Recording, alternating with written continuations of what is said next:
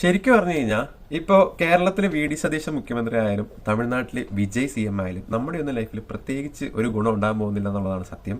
എന്താണെന്ന് വെച്ച് കഴിഞ്ഞാൽ നമ്മൾ കഷ്ടപ്പെടാൻ തയ്യാറാണെങ്കിൽ, നമ്മൾ ഹാർഡ് വർക്ക് ചെയ്യാൻ റെഡി ആണെങ്കിൽ നമുക്ക് പണിയെടുക്കാം, നമുക്ക് ജീവിക്കാം. അല്ലാണ്ട് പുതിയ സി എം വന്നു, പുതിയ ഗവൺമെന്റ് അധികാരമേറ്റു, പുതിയ ലീഡറാണ് റൂൾ ചെയ്യുന്നതെന്ന് പറഞ്ഞിട്ട് അതും വിശ്വസിച്ചുകൊണ്ടിരുന്നു കഴിഞ്ഞാൽ നമ്മളെപ്പോലെയുള്ള സാധാരണക്കാരുടെ ലൈഫിൽ പ്രത്യേകിച്ച് ഒരു ഇമ്പാക്റ്റും വരാൻ പോകുന്നില്ല. നമ്മുടെയൊക്കെ റോൾ എന്താണെന്ന് വെച്ച് കഴിഞ്ഞാൽ വോട്ടുള്ള ദിവസം പോയി വോട്ട് ചെയ്യുക, ബഷി വരട്ടുക, തിരിച്ച് വീട്ടിൽ വരിക, അത്രേ ഉള്ളൂ. എത്രയൊക്കെ ഡെമോക്രസി ആണെന്ന് പറഞ്ഞാലും ആ വോട്ട് ചെയ്യുന്ന ദിവസം ആണ് നമുക്ക് വാല്യൂ. അത് കഴിഞ്ഞ് കഴിഞ്ഞാൽ there is nothing at all. Politics is always politics, politicians are always politicians. അതിപ്പോൾ ഒരു സിനിമാ നടൻ സിനിമാ സ്റ്റൈലിൽ മാസ് BGM ഒക്കെ ഇട്ടിട്ട് ഒരു മാസ് എൻട്രി ഒക്കെ തന്നു വെച്ചിട്ടാണെങ്കിലും, അല്ലെങ്കിൽ ഒരുപാട് വർഷം രാഷ്ട്രീയത്തിൽ പരിചയമുള്ള ഒരു ലീഡർ ഗവൺമെന്റ് റൂൾ ചെയ്യുകയാണെങ്കിലും ഇറ്റ്സ് ദ സെയിം.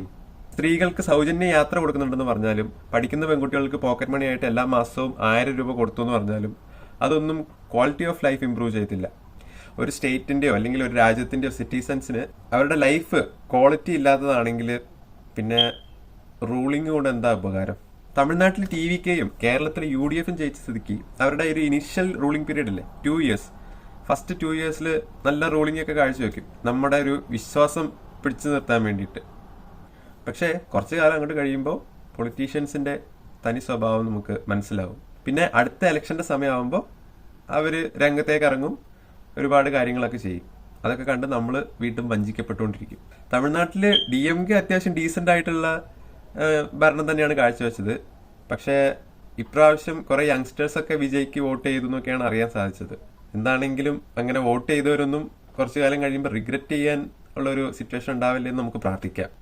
UDFന് അധികം പേടിക്കേണ്ടതൊന്നും ആവശ്യമില്ല. കാരണം കേരളത്തിലുള്ള എല്ലാവരും ഇപ്പോൾ വിദേശത്തൊക്കെയാണ്. അപ്പോൾ അവരുടെ ഒരു റൂളിംഗ് പീരീഡിന്റെ സമയമാകുമ്പോഴത്തേക്കും പകുതി പേരും വിദേശത്തൊക്കെ ആയിരിക്കും. അപ്പോൾ കേരളത്തിൽ അധികം ആൾക്കാരുണ്ടാവില്ല, അതുകൊണ്ട് റൂൾ ചെയ്യാൻ കുറച്ചും കൂടി എളുപ്പമായിരിക്കും. പിന്നെ കേരളത്തിന്റെ തമിഴ്നാടിന്റെ ഒരു പ്രത്യേകത എന്താണെന്ന് വെച്ച് കഴിഞ്ഞാൽ, കേരളത്തിൽ UDF ആണെങ്കിൽ തമിഴ്നാട്ടിൽ TVK ആണെന്ന് വിചാരിച്ചോ, പക്ഷേ ബാക്കിയുള്ള എല്ലാ സ്റ്റേറ്റിലും BJP ആണ്. അതുകൊണ്ട് കേരളവും തമിഴ്നാടും എപ്പോഴും എക്സ്ക്ലൂഡഡ് ആയിരിക്കും എല്ലാ കാര്യങ്ങളിൽ നിന്നും. അപ്പോൾ കേരളത്തിലുള്ള എല്ലാവരെയും വിദേശത്ത് വെച്ച് കാണാം, തമിഴ്നാട്ടിലുള്ള എല്ലാവരും റിഗ്രറ്റ് ചെയ്യാതിരിക്കാൻ വേണ്ടി നമുക്ക് പ്രാർത്ഥിക്കാം. Share this video to someone and see you in the next video. Until then, bye bye. Follow for more.